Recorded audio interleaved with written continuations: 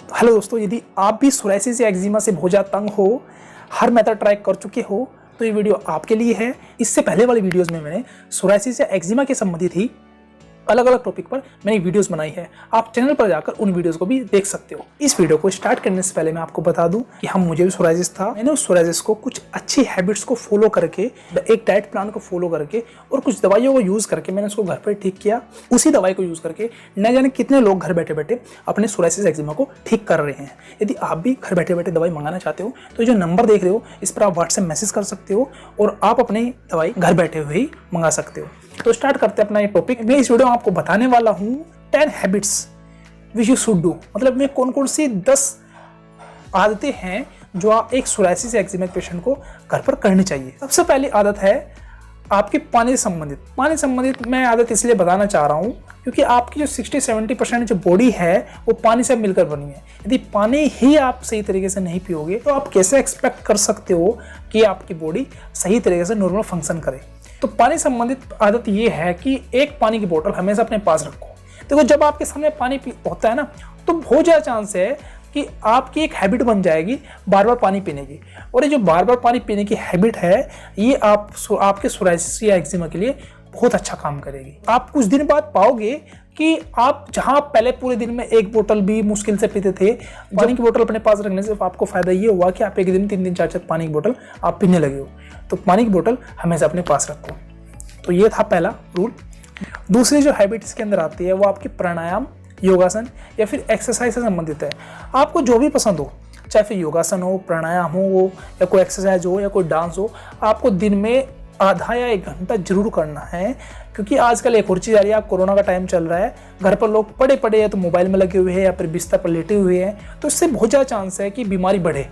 मैं ऐसा क्यों कह रहा हूँ? देखो, आपको पूरे दिन में फ्रूट्स भी खाने हैं, आपको अपना लंच भी करना है, आपको ड्राई फ्रूट्स भी खाने हैं, तो इनको अच्छे से डाइजेस्ट करने के लिए, इनसे अच्छा रस आपकी बॉडी निचोड़ सके, आप दिन में एक बार प्राणायाम या फिर योगासन या फिर कोई भी एक्सरसाइज जरूर करें। ये आपके लिए बहुत ज़्यादा बेनिफिट होगी। थर्ड जो हैबिट है वो आपकी शोधन से संबंधित है। देखो, या तो आप सर्च करो इंटरनेट पर या तो आप षटक्रम कर सकते हो। तो षटक्रम के अंदर बहुत सारी क्रियाएं, धोती, वस्ती, नेति, नोली, त्राटक, कपाल भांति, ये कुछ क्रियाएं हैं जो आप षटक्रम से भी अपना सकते हो। या फिर इनको भी छोड़ो, पंचकर्म के अंदर एक क्रिया होती है जिसको वमन बोलते हैं। आप हफ्ते में या 10 दिन में आप वमन जरूर करो। वमन क्या होता है? जब आप सुबह के टाइम उठते हो, फ्रेश होने के बाद आपको 5 से 6 गिलास पानी के, गुनगुने पानी के पीने हैं, जल्दी जल्दी पीने हैं और उनको बाहर निकाल देना है। उंगली अंदर डाल के, 2 उंगली अंदर डाल के यहाँ तक उसको बाहर निकाल देना है। तो इससे क्या होगा, जो भी आपका पित्त बढ़ा हुआ है वो आपका कंट्रोल में आएगा और भी बहुत सारे जो इम्बैलेंसेस है वो आपके बैलेंस होंगे। तो हफ्ते में एक बार या 10 दिन में एक बार या फिर 15 दिन में एक बार, आप जैसे भी आपको अच्छा लगे आप वमन जरूर करें। जो फोर्थ हैबिट जो सोरायसिस एक्जिमा के पेशेंट को करनी चाहिए वो है भोजन के बाद टहलना। सुबह का ब्रेकफास्ट हो या फिर रात का डिनर हो, तो इनके बाद आप टहलने की आदत जरूर डालो। जो अगली जो हैबिट इसके अंदर आती है वो है आपकी उपवास। हफ्ते में एक बार उपवास करना या व्रत रखना या फिर ऐसा कह लो कि अपने बॉडी को अपने पेट को खाली रखना बहुत ज़्यादा जरूरी है। इससे होगा क्या कि जितने भी इम्बैलेंसेस हो रहे हैं, आपकी बॉडी को थोड़ा टाइम मिल जाएगा रिकवरी का, उन इम्बैलेंसेस को बैलेंस करने का। तो हफ्ते में एक बार उपवास हुआ, रोजा हुआ या व्रत हुआ या इन नाम को भी छोड़ो, हफ्ते में एक बार अपने पेट को खाली रखो। ये आपके लिए बहुत ज़्यादा बेनिफिशियल होगा। अगली जो हैबिट आती है आपकी नहाने से संबंधित। जब भी आप नहाते हो, नॉर्मल पानी से जब भी आप नहाते हो तो ध्यान रहे, नहाने के एकदम बाद आपको अपनी, जहाँ पे आपको सोरायसिस है वहाँ पर आपको अपना ऑइंटमेंट हुआ या फिर आपको कोई भी मॉइस्चराइजर हुआ जो नेचुरल मॉइस्चराइजर है, या फिर कुछ भी ना हो तो नारियल पानी आपको जरूर अप्लाई करना है अपने सोरायसिस के ऊपर या एक्जिमा के ऊपर।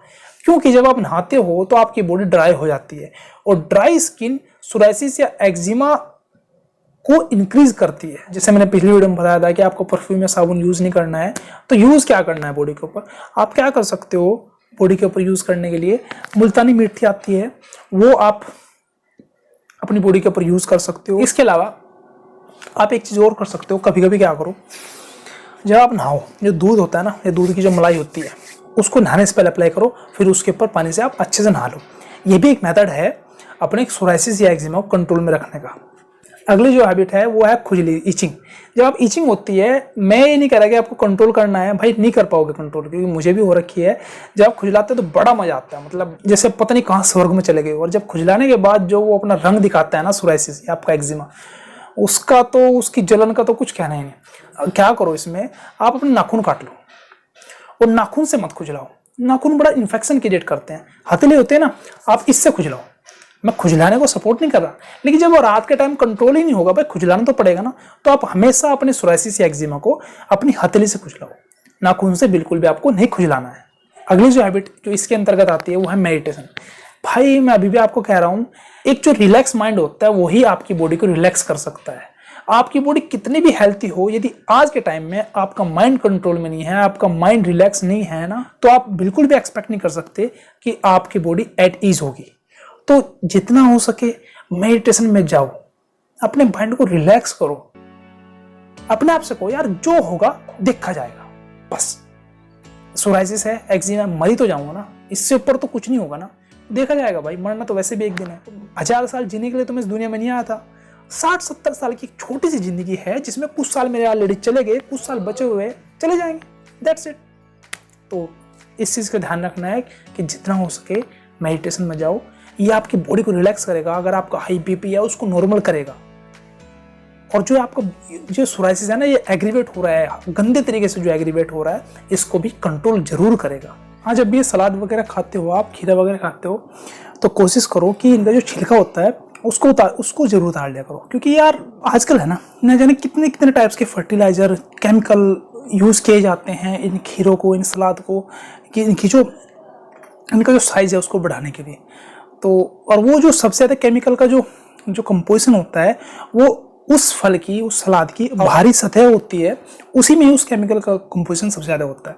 तो कोशिश करो कि जो सलाद है या कुछ भी खीरा वगैरह आप खा रहे हो, तो उसका छिलका उतार कर ही खाओ। मान लो कि आपका जो सोराइसिस है या एक्जिमा है किसी दवाई से ठीक हो गया, अब आपके अंदर क्या होता है, आपके अंदर लापरवाही आ जाती है, वो आना बहुत गलत है।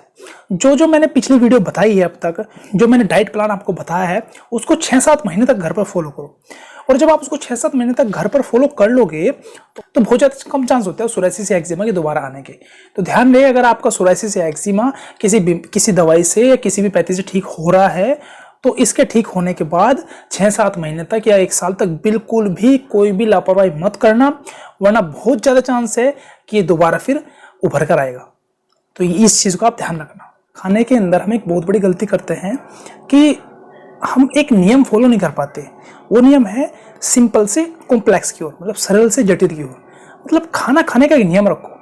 यदि आपके पास 3 ऑप्शन हो, जैसे एक गिलास में जूस हो, एक प्लेट में आपके पास सलाद या फिर फ्रूट्स हो, और एक प्लेट में आपका जो खाना है दाल चावल वगैरह है वो हो, और आपको इनमें चूज करना हो कि आपको सबसे पहले क्या खाना है, तो हमेशा ध्यान रखो, ये गलती बिल्कुल मत करना। ऐसा मत करना है कि सबसे पहले आपने दाल चावल या अपना खाना खाया, उसके बाद आपने फ्रूट्स खाया और उसके बाद आपने जूस पिया।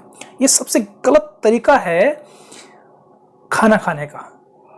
हमारा डाइजेस्टिव सिस्टम गड़बड़ा जाता है इससे। हमेशा ध्यान रखो, जो चीज़ जल्दी पचती हो, जो चीज़ जल्दी डाइजेस्ट होती है, उसको सबसे पहले खाना है।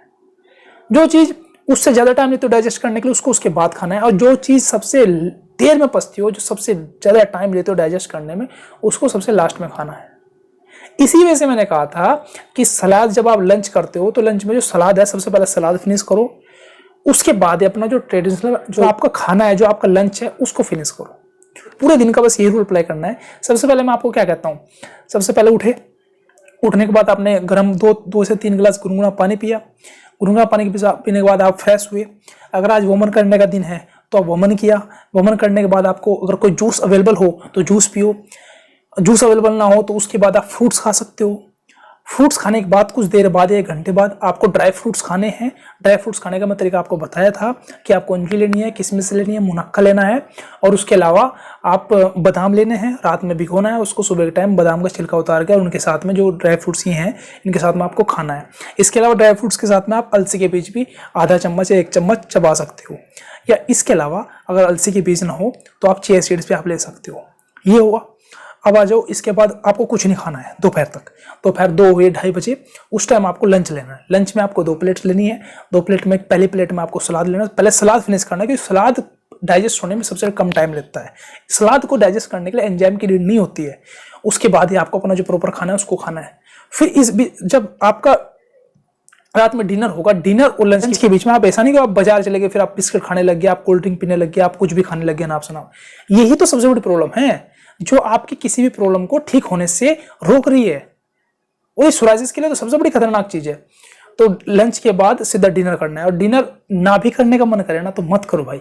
डिनर करने की कोई जरूरत, इतना भी खा लेना बहुत है, लेकिन फिर भी अगर भूख लग रही है तो उसके बाद सिर्फ डिनर ही खाना है। और डिनर आपको सूर्यास्त होने के, सनसेट होने से पहले पहले खा लेना है, समझे। सनसेट होने के बाद आपको कुछ भी नहीं खाना है।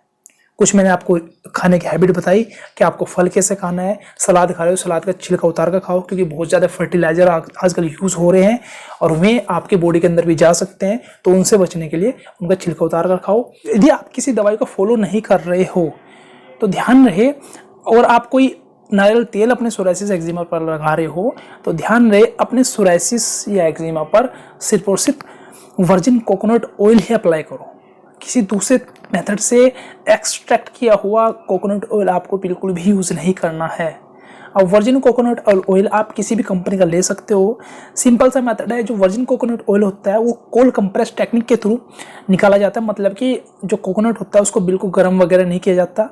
जो उसकी प्रॉपर्टीज़ होती है वर्जिन कोकोनट ऑयल में वो पूरी की पूरी रहती है, लेकिन वहीं पर जो गर्म करके कोकोनट ऑयल एक्सट्रैक्ट किया जाता है उसके थ्रू क्या होता है कि जो प्रॉपर्टीज़ होती है कोकोनट ऑयल की वो कुछ प्रॉपर्टीज़ कम हो जाती है। तो हम भी अपनी तरफ से कोशिश करो कि अपने एक्जिमा सोराइसिस पर सिर्फ और सिर्फ वर्जिन कोकोनट ऑयल ही लगाओ। मैं अपना बताऊं पर्सनली तो मैंने मेरिट वीको का वर्जिन कोकोनट ऑयल यूज़ किया है। आप जाकर उसको ऑर्डर कर सकते हो। मैं कोई प्रचार नहीं कर रहा, बट मैंने जो यूज़ किया मैं आपको वो बता रहा हूँ। तो ये था बस इन वीडियो में। आशा है, उम्मीद है कि आपको इस वीडियो से जरूर कुछ ना कुछ सीखने को मिला होगा। यदि आपका कुछ भी सुझाव हो या आपको कुछ भी कमेंट हो तो नीचे कमेंट बॉक्स में कमेंट जरूर करें। मैं आपके हर एक कमेंट का रिप्लाई जरूर करता हूं। और यदि आप भी चाहते हो मैं आने वाले समय में ऐसे ही वीडियोस बनाता रहूं तो आप इस चैनल को सब्सक्राइब जरूर करें। मैं सोराइसिस या एक्जिमा के रिगार्डिंग नई नई अपडेट इस चैनल पर मैं देता रहता हूँ। घर पर स्वस्थ रहना और इसी के साथ अपना प्यार और आशीर्वाद बनाए रखना। धन्यवाद।